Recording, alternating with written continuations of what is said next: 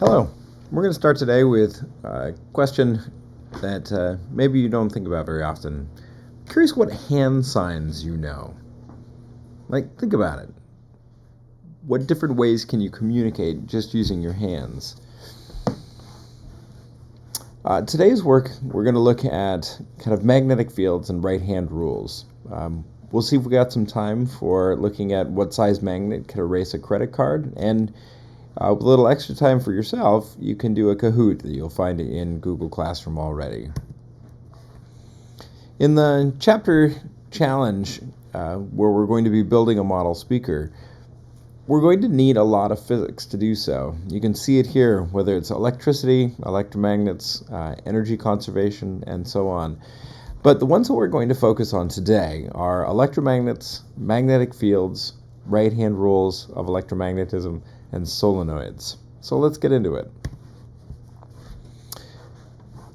You got a chance to do a simulation and see some videos on day one as we looked at it. And so here's a picture of a bar magnet. If you could zoom in on that bar magnet, what exactly would you see? Well, you'd see a whole bunch of kind of magnetic domains. And if it is just a bar of steel that's not truly a magnet at all, that means that all of those magnetic domains are pointing in many different directions. In order to magnetize that and turn it into what we think of as a modern magnet, permanent magnet, we can get all of those magnetic domains to line up with each other. That means that you end up with a north pole on one side and a south pole on the other. You'll notice if that magnet was broken in half, though, we would still have our north poles, right, exposed, and the south poles on the other side. No matter how small you go, you always have two poles for a magnet. Magnetic poles can be bent around, and so instead of having a bar magnet like you'll see there, sometimes we end up with a horseshoe magnet where we have the north and south poles or directly opposite with each other. Or sometimes we can even take a disc and polarize a disc with north and south, left and right, or even top and bottom as we go. So lots of different ways, but they always have a north and a south pole. If you take two south poles and you put them next to each other, they repel each other. However, if you take a north and a south pole and put them next to each other, they attract. So what about a north and a north pole? Well, you've got it. They also repel. So like poles repel, opposite poles attract.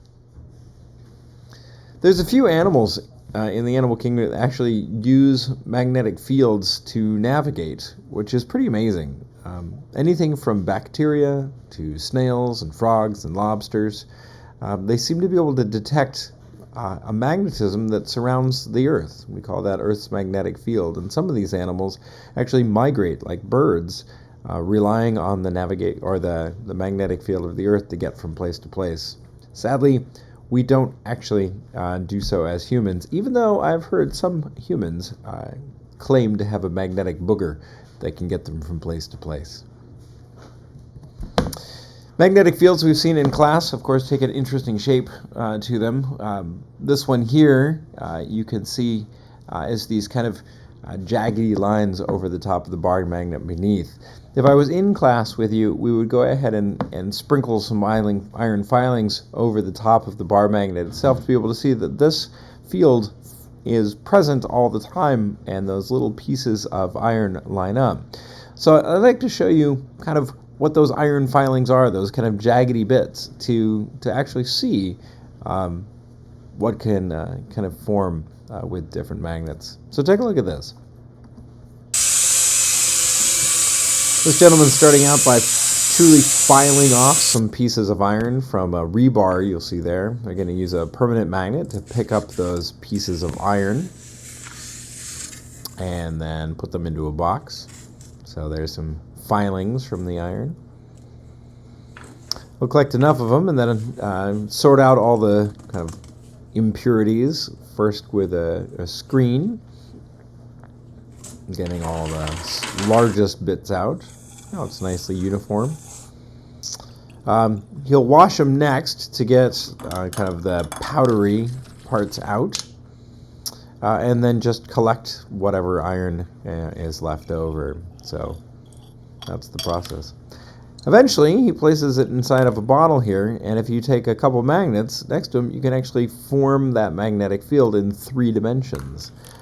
It's going to look like he's playing around here, but think about the kind of the field around the magnet itself. It's always there. It's just those particular pieces of iron are now illustrating the shape of that field. Notice it's almost like radially outward from those 2 large magnets. He places a donut magnet on the side, and he's going to turn the bottle in a moment, and you'll notice that it all is kind of radially outward from that donut magnet. Set of magnets sometimes has different polarities that you can see, but in the end, it's nifty to be able to kind of watch the magnetic fields form, whether they be with 2 magnets attracting each other or 2 magnets repelling. This magnetic field that is surrounding the Earth at all times has been exploited for our use. You might have seen a compass like the one that's here in this image, but compasses started quite a long time ago. In fact, they began first in China in the Han Dynasty and the Tang Dynasty around 206 BC. So that's over 2,200 years ago. But those compasses that were formed were not for navigation at all. They realized that these stones that we now call lodestones, right, would actually point in a particular direction if they were carved in a certain way. And so they carved the stones in the form of the Big Dipper, which kind of looks like a spoon, as you can see here, and placed on the top of a plate, it would always rotate and point the same direction. Now you might say, hey, it's a compass, we can totally use that for navigation. But it actually took about 1,000 years before navigation was ever thought of to be used. It started out as a tool to kind of orient spaces and buildings into what we would call feng shui. And the emperor of China at that time was thought to be kind of the North Star of all the constellation of people. And so they used kind of this compass of sorts to make sure that everything was aligned properly in his presence and the kingdom beyond. But if you were to spin this spoon here, that spoon would rotate around until eventually the handle is pointing towards to what we consider magnetic north today. Magnetic north is not the same as geographic north. It's similar, but magnetic north sits kind of in the north part of Greenland, and as opposed to that, with the geographic north sitting what we would consider to be the North Pole. And so it's tilted. Our current compasses that we would use today, right, the ones that you might take out in the wilderness, have typically an end that is painted red and an end that's painted white. Not always, sometimes red and silver, or sometimes even blue. But the red end of the compass is actually a northern polarity of a magnet. You can see it's painted N here for the northern polarity of its compass. But as we know, north attracts south. And so if this northern polarity is actually pointing towards what we often think of as the North Pole, it's actually not a northern polarity of a magnet up at the top of our Earth. It's actually a south magnetic pole. So our geographic North Pole is actually a magnetic South Pole, and we can use these tiny magnets that are allowed to rotate to allow us to orient ourselves on the planet, which is pretty amazing. So where does the Earth get its magnetic field from? Turns out that we've hypothesized, based on the fact that the Earth does have a magnetic field, that the Earth's core is probably made of iron, and rotating iron nonetheless. We saw the last time we did our work in class that if you pass a current through a wire, that it will affect a magnet. Turns out that current through the wire actually has its own magnetic field.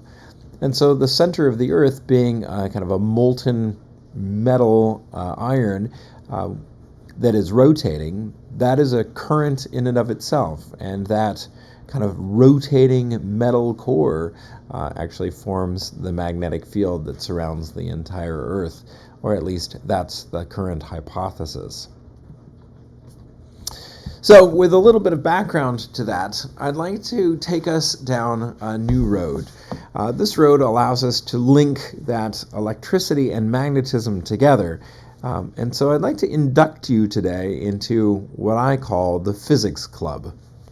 The Physics Club has its own hand signs, and so at the end of your time together with me, you'll know 3 new hand signs, signs that we can use to determine direction when it comes to 3 specifically connected electromagnetic relationships. So, what are the hand signs? Well, they're pretty simple, and we'll get to those. But with the bonus of learning the hand signs, you'll also be able to find the direction of the magnetic field around a current-carrying wire. You'll find the north pole of an electromagnet, and you'll be able to find the direction of the force on a current-carrying wire in a magnetic field. So let's check out the first one to begin with. The first of our 3 hand signs is the one on the left, the one that looks strictly like a thumbs up. But what is the thumbs up in this particular case? Well, the first hand sign, it needs to be done by your right hand only. The left hand actually does it in mirror image and doesn't work for us here. So this is the first right hand rule of electromagnetism.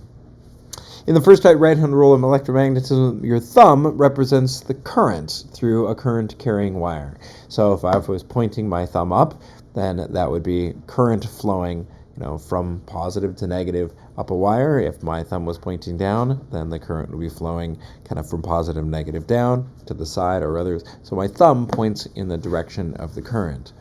The fingers, on the other hand, are actually going to wrap around the wire like so, and they actually illustrate the direction of the magnetic field that goes around the wire.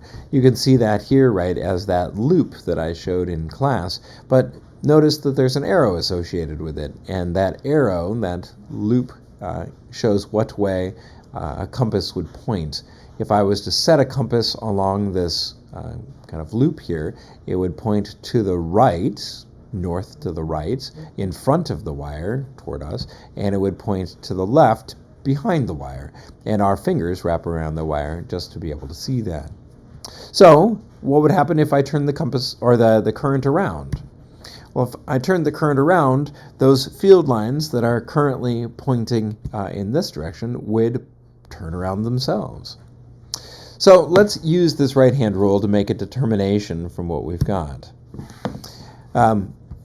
Which way is the current flowing in this wire here? Is the current flowing upwards through this wire, or is it flowing downwards through the wire? Well, let's take a look at the compasses that are surrounding this magnet itself. I'm going to use my first right-hand rule to be able to help me out, and I'm going to wrap my fingers around in the direction that the compasses are pointing, which means my fingers are going to point to the north, which means they're going to come around kind of clockwise at views from above. And if they come around clockwise, it means my thumb is pointing down.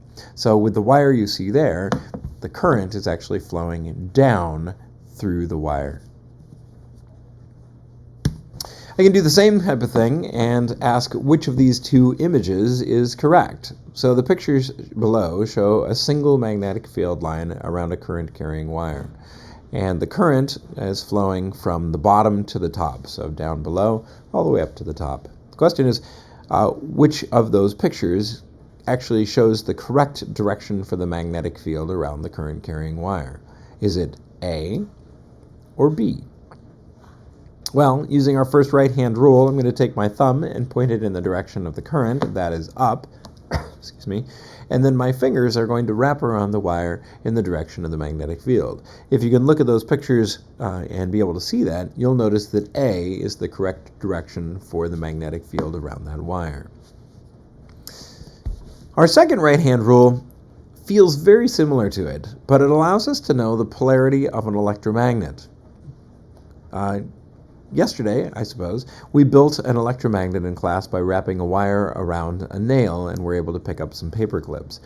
But the question then becomes, how do you know which end of the nail is the North Pole? Well, you could always test that by bringing a compass next to it, or you can use the second right-hand rule of electromagnetism. The second right-hand rule of electromagnetism looks very much like the first rule, but instead of it being the direction of the current for your thumb, the second right-hand rule actually tells the direction of the North Pole on an electric magnet, where the fingers represent the wire wrapping around whatever object it might be. For instance, if I have a nail with a wire wrapped around it as shown, I can ask, which side of this nail is the North Pole?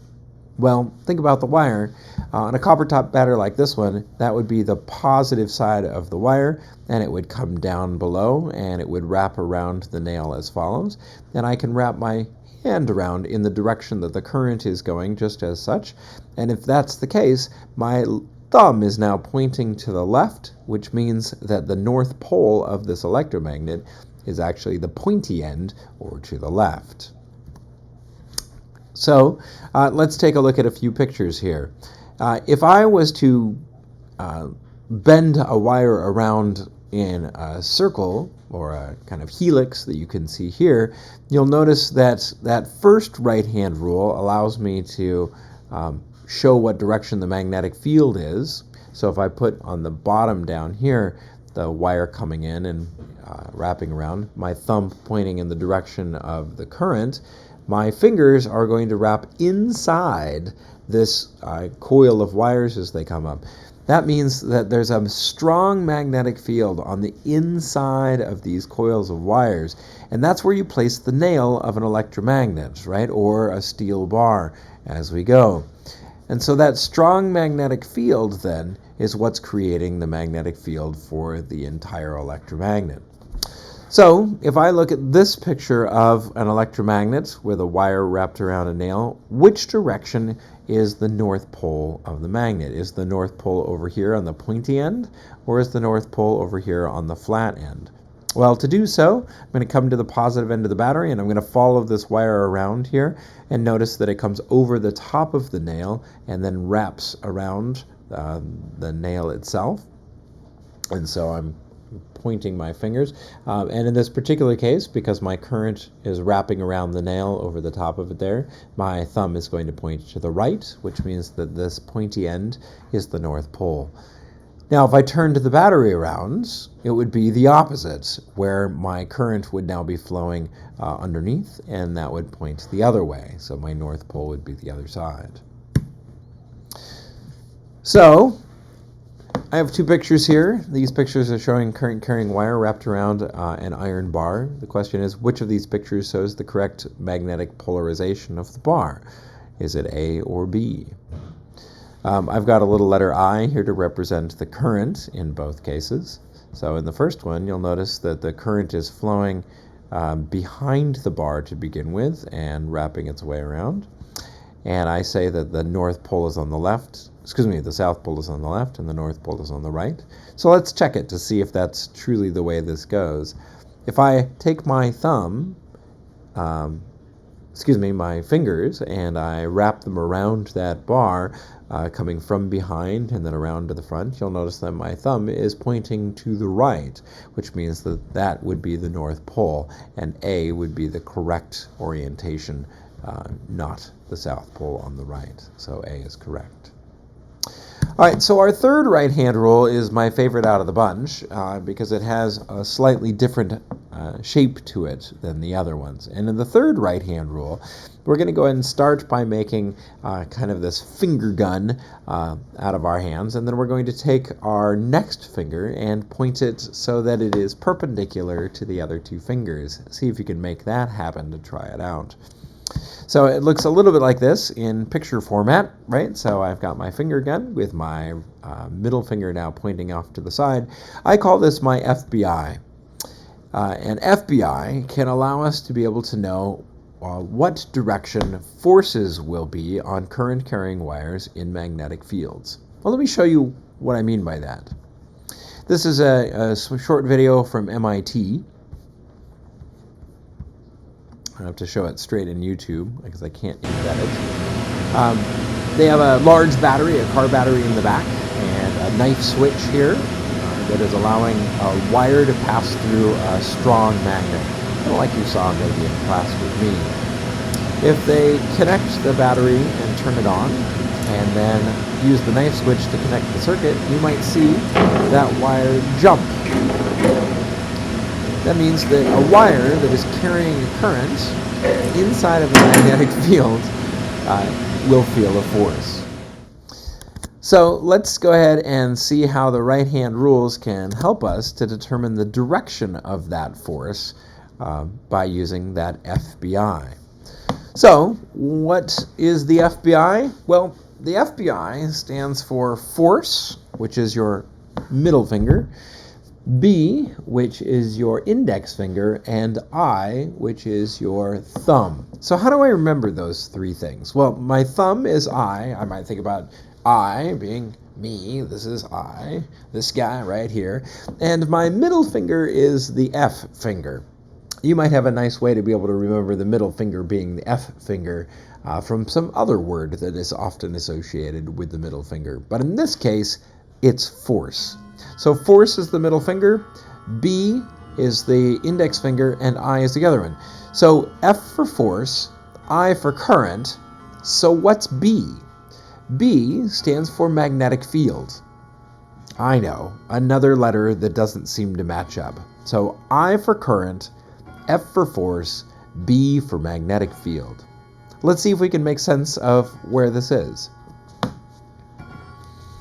All right, so looking back to our MIT jumping wire demonstration, I'm going to go ahead and move us forward a little bit here. The question is, maybe, which way is the current flowing through the wire? I can see the direction that the wire jumps if I let it roll here for a moment, and they come over and connect the battery, and then they turn on the knife switch. Well, the wire jumped up, clearly. So the question then is, what direction is the magnetic field and what direction is the current? Well, if I follow my pictures here, I might notice that this wire wraps around and comes here and comes across. So if this current is flowing in this direction from the left to the right, I would point my thumb from the left to the right. The direction that the wire jumped was straight up, which means that the B field, the magnetic field, is going to point in the direction of my index finger, or in this particular case, kind of across from the front of the table to the back of the table. But let's do this in ways that are a little bit less three-dimensional on the screen here, and see if we can do this in kind of on a two-dimensional page. The trouble becomes when we want to draw 3 dimensions on a 2-dimensional page. So we need a new tool, and the new tool is something that allows us to think about things going straight into the page or coming straight out of the page. And we think about vectors as arrows.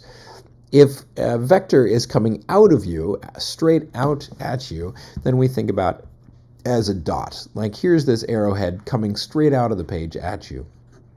On the other end, you might find feathers on an arrow, and if it was traveling away from you, you might see just the feathers traveling away. So now I can get pictures like this, where the dots are going to represent the magnetic field. In this case, the magnetic field is coming out of the page straight at me.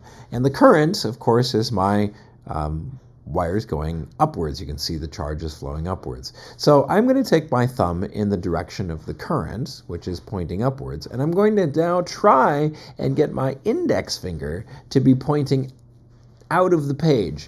For me to do this, I actually have to turn my finger around so that it's coming out of the page. right? And then if that is the case, my middle finger now is going to point to the right. That means that this wire is going to feel a force to the right as it passes through that magnetic field. Now, when is it important for us to even notice this? Why do we care that this wire feels a magnetic force? Well, last time you were able to build a motor, or some of us were able to build a motor in class. That motor is because of this effect, the effect that current-carrying wires in magnetic fields feel a force. How about this case? Right now, I still have my current going upwards, but now I've got X's indicating my magnetic field. So my current is be flowing upwards. That would my thumb upwards. My index finger now is pointing into the page instead because I've got X's on it. And then my middle finger, on the other hand, will be pointing to the left. So this wire now is going to the left. So by changing the magnetic field from going out of the page to into the page, it changes the force on the wire itself. What happens if I change the current? So I've got my magnetic field going into the page again, but now my current is flowing down. I'd have to turn my thumb over, so I'm pointing my finger into the page, and then my finger, my middle finger will be pointing to the right. So let's take a look at this image here and see if you can figure out what's going on. The picture shows that the current is traveling to the right, from the left to the right. The magnetic field is the X's, and they're going into the page. So the question is, what is the force on the current-carrying wire? What direction is the wire going to move? Well, to do this, I'm going to use my thumb as the current, just pointing to the right. I'm going to use my index finger as the magnetic field, which is now pointing into the page. And then my middle finger is going to point in the direction of the force. That force is straight up, upwards.